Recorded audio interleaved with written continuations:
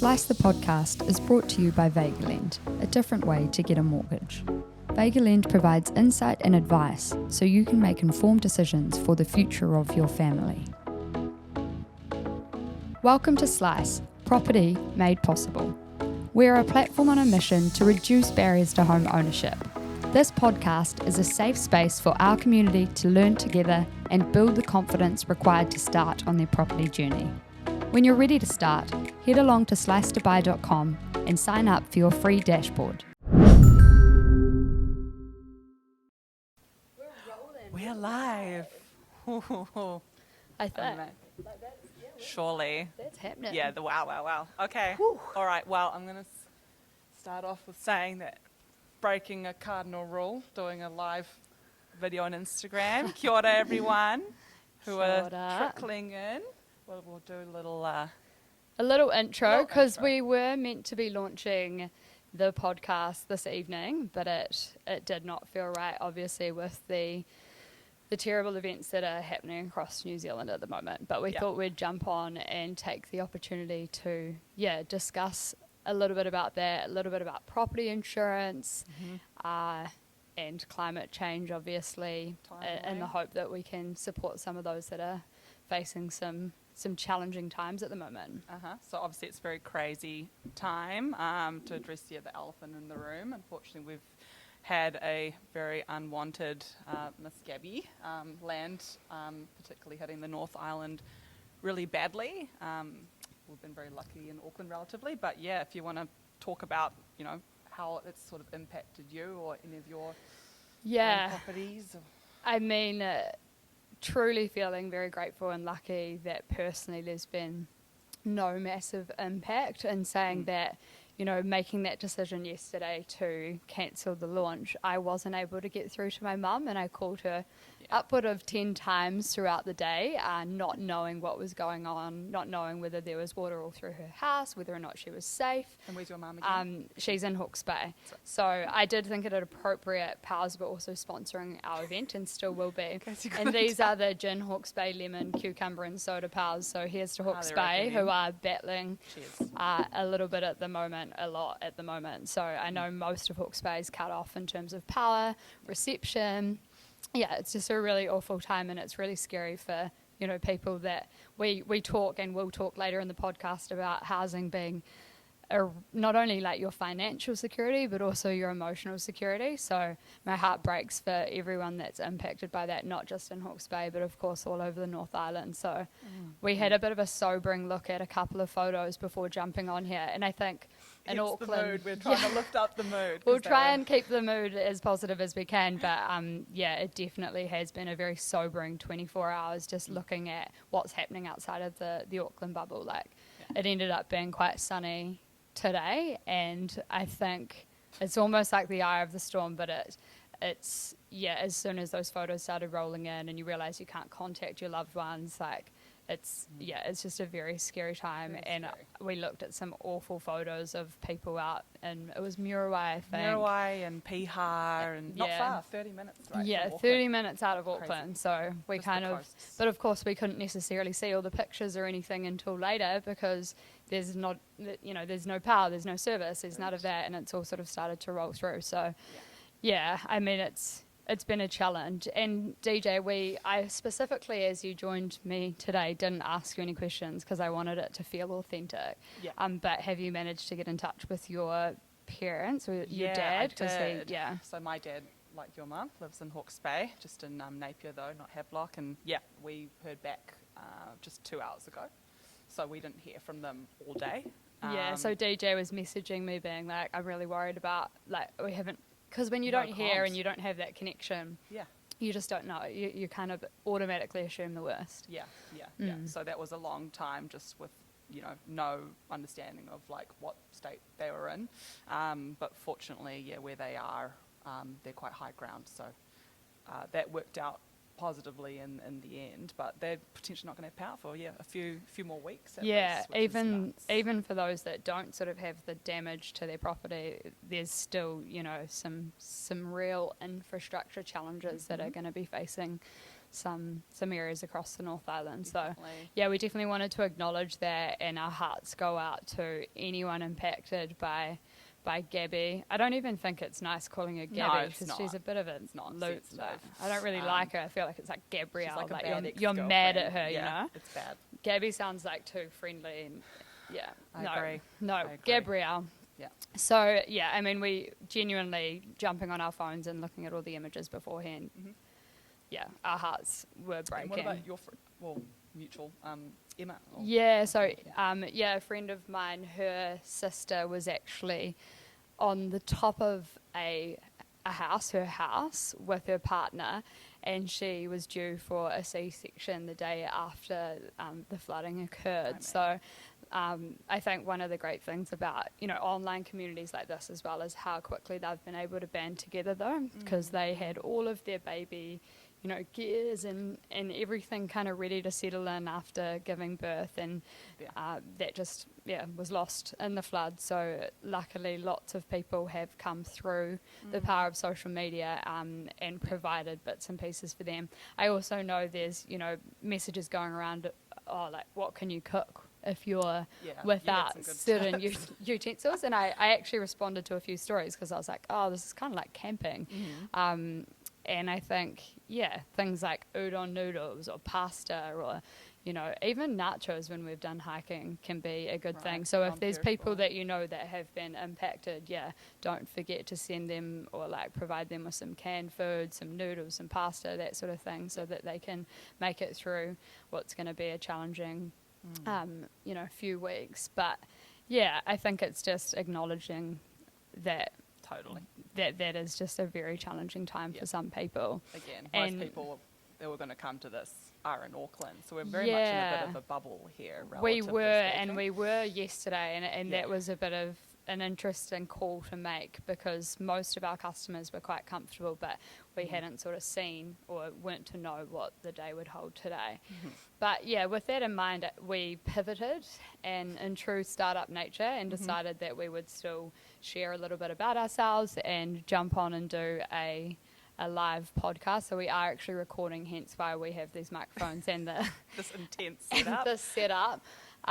Producer Mike's not here today, so the girls have really had to hustle to bring it together.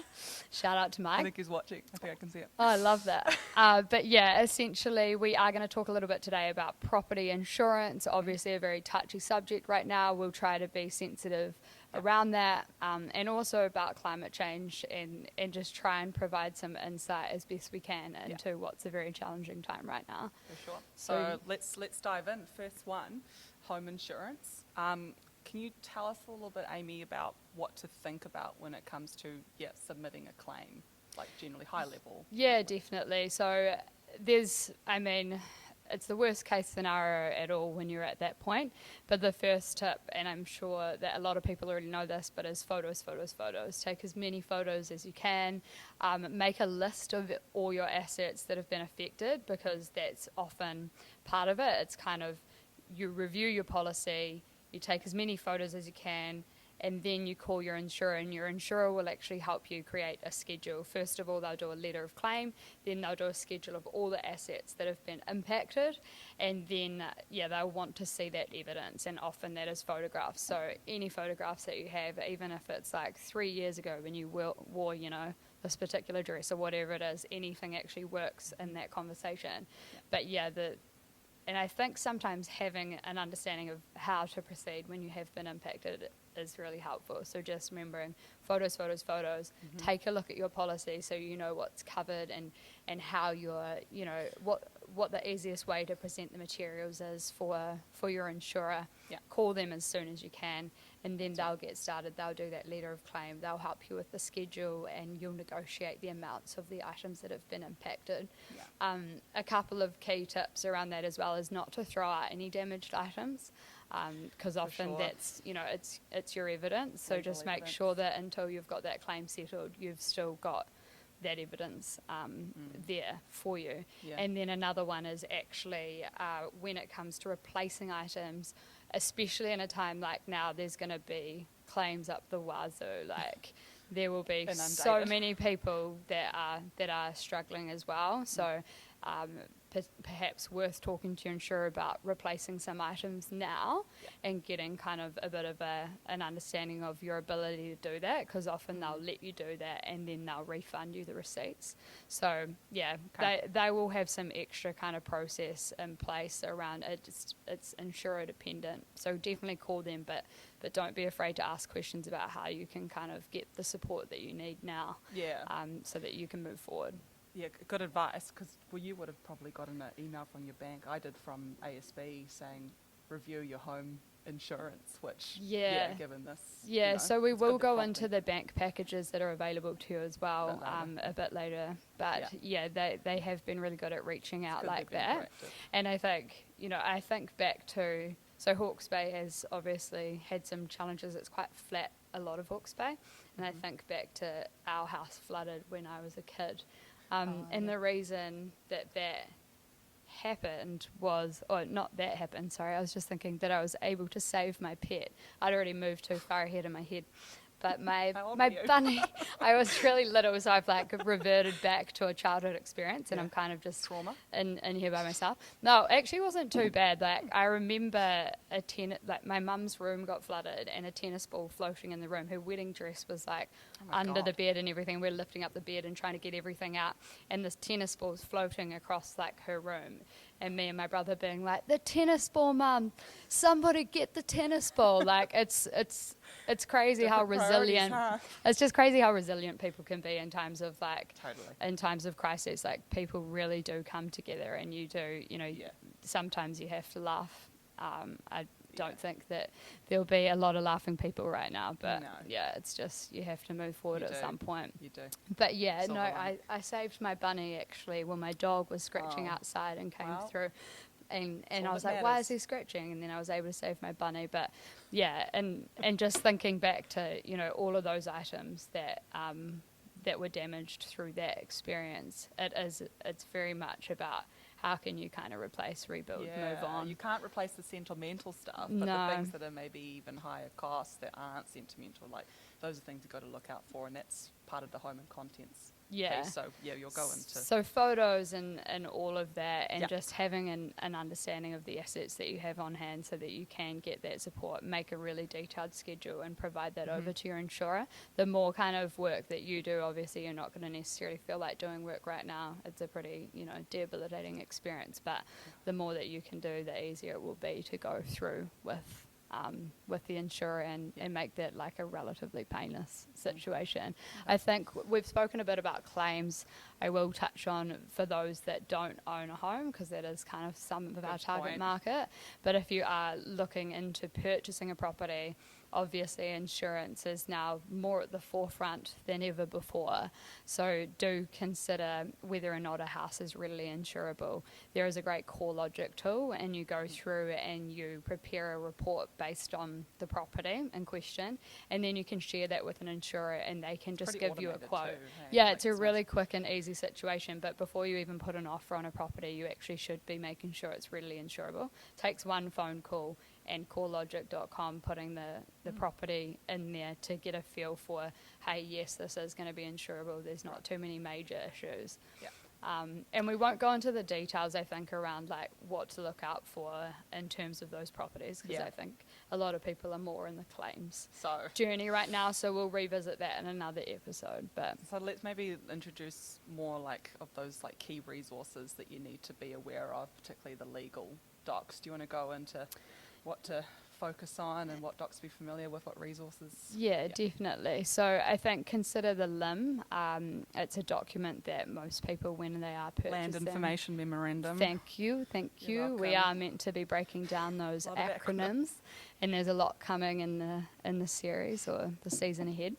But yeah, definitely taking a look at that, considering whether or not there's any, this is less related to flooding and that kind of damage, but considering whether or not the building is consented is important. Like if there are add-ons like a garage or a deck, making sure that those are on the plans and those are all consented, because if they're not, then you might have challenges with getting that insurance.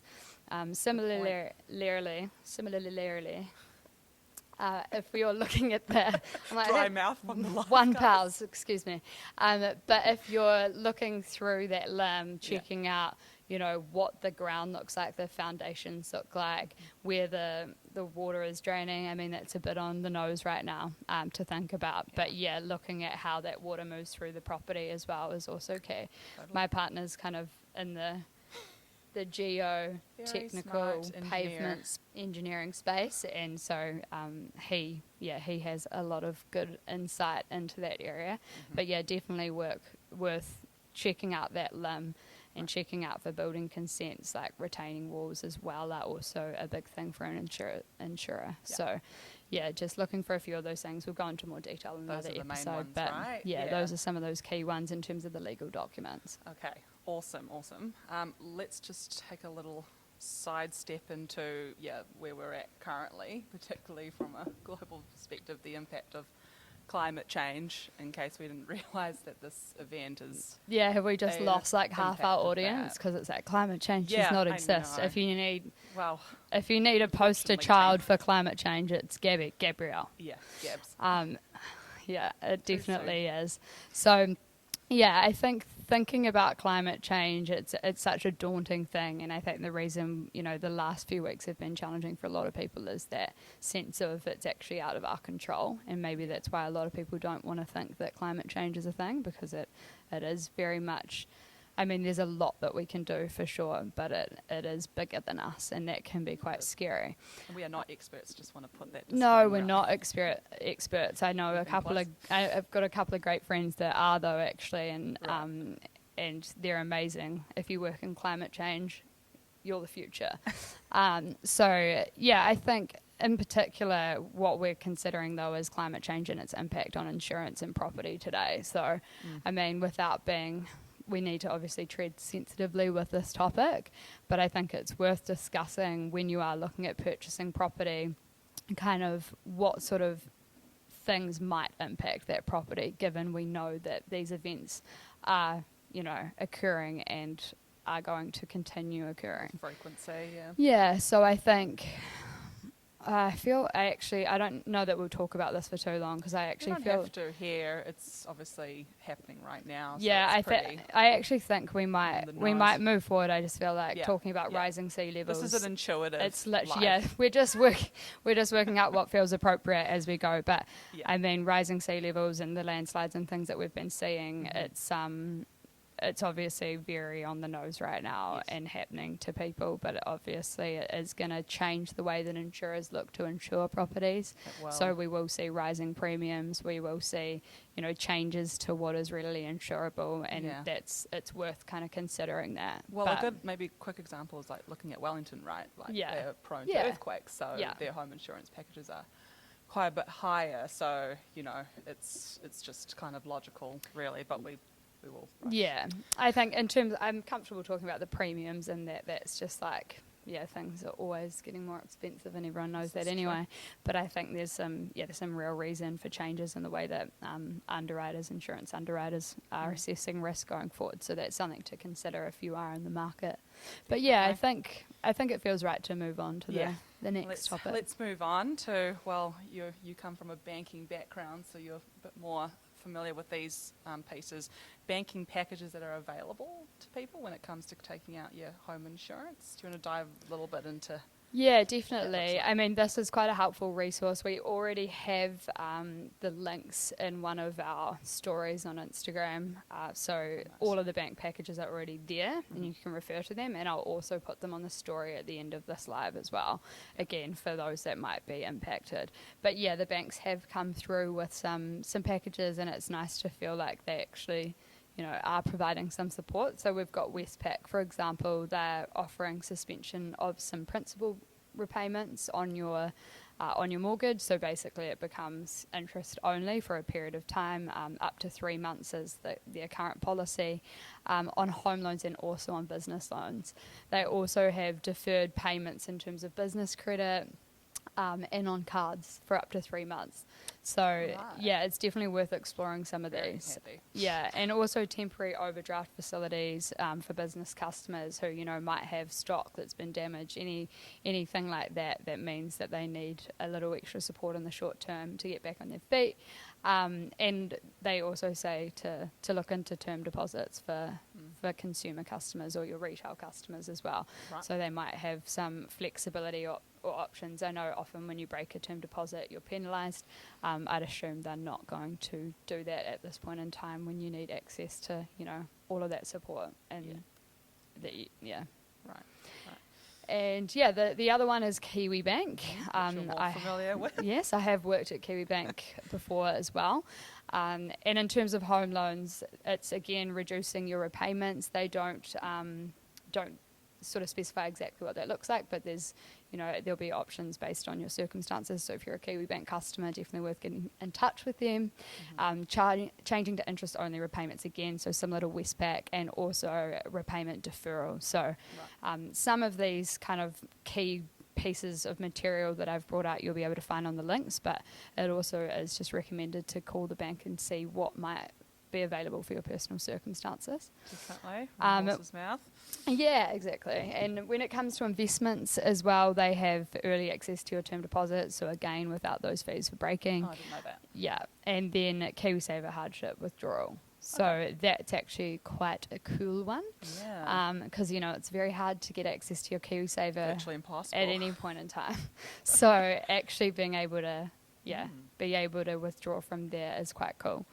And then I actually think that might be, they've advertised that, but I actually feel like if they're able to do that, the other banks might too. So worth asking, because I think hardship withdrawal and KiwiSaver is not necessarily managed directly by, you know, one bank. So if that's something you need to consider, I think you can do that with any bank. I'm going to make that assumption now. I'm not a Kiwi. I do feel like in the past banks have been pretty responsive to allowing people to access these things given just global. Yeah, it is like a crisis, and also like KiwiSaver is often government mandated, so the government will be trying to support as well. So I'd say that access to KiwiSaver could be an option for any customer of any bank, so worth asking.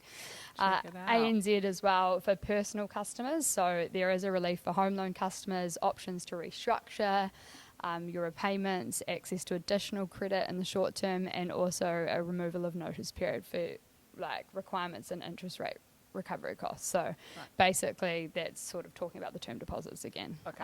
Like you don't, Can you translate that? Yeah. So basically early access to your term deposit, no repayment penalties, that kind of thing. So it is your own money at the end of the day, and it's times like these that you need it. So they are being, they're aware of that. And for business customers, there's a few things as well. So you can get short-term funding potentially, ability to review your loan repayments again when it's a business loan, and removal of notice periods for, you know, money that you've got in particular accounts, and things like that. So there's a few options there. And then ASB, another bank that I've worked at as well. My bank. Your bank, there you go. I'm actually with ASB, ANZ, and Kiwi Bank. We'll break down why it's good to multi-bank. That's diversification. At some point in time. Yeah, so I used to get paid into one bank, and then I'd spend from another. It's all a big mirage. They don't own my data. I own it. That's really smart. I used to be scared of doing something like that, but now I think about it. It's also because I moved from bank to bank. Like I was with ANZ from when it was a horse national bank. Oh God! Yeah, and then. Yeah, that's some good brand association, actually. Bring back the horse. But ASB, access to working capital of up to $100,000. So that's quite an epic one. No establishment fee. And other tailored solutions, but it is case by case. So you just need to get in touch with them. A waiver of early repayment adjustments as well. So if you're repaying a business loan, a lot of their offering online, or what I found was more business focused. But if you are a personal customer, worth giving them a call. When repaying a fixed rate home loan, though, that is more personal. A home, if it has experienced some damage, you can kind of basically waive your repayments for a period of time. Yeah, I have some friends who've done this, but that was more related to like COVID times. Okay, yeah. Kind of like delay. Yeah, a lot of people kind of. Yeah, there were banking packages around then as well. So, I mean, they have kind of come through and offering probably like there's a variety of solutions, but there will be some common themes, I suspect. BNZ... I'm learning too, by the way. This is... Yeah, I mean, there's a lot of information that I'm reading through here, but given the circumstances, I feel like it's just nice to know that these options might be available, and it feels very topical today. So, yeah, BNZ is a review of your current lending facilities as well and how they might be able to ease repayments, and that's kind of case-by-case basis. So a temporary personal overdraft as well is also something that might be available to you. And then for business customers, they do have temporary overdrafts, small business loans up to $10,000 without an application fee, and also other business customers, including agribusiness, up to $100,000. So there are some good options available there. Definitely. And interest-only repayments for business loans as well, again up to that 3-month period. Right. And free loan restructuring. I'm just thinking. I'm going to review all these. There's a lot of good stuff in there. But you can just rewatch us talking after. Yeah. You also get to see your mug on screen. Thank you for joining our community. Buying property isn't easy, but listening in will get you one step closer on your journey. Please leave an Apple or Spotify review and provide feedback so we can improve your experience. Join our Facebook group, A Safe Space to Learn Together, or follow us on Instagram at Slice2Buy. If you have any questions or topics you would like us to touch on, you can email us at hello@slice2buy.com. A quick reminder, Slice the podcast does not provide personalised investment advice. We are not acting as financial advisors or taking into account your circumstances. To get personalised advice, join us at slice2buy.com and engage with our partners who can act as your financial advisor or lawyer and support you with your specific needs.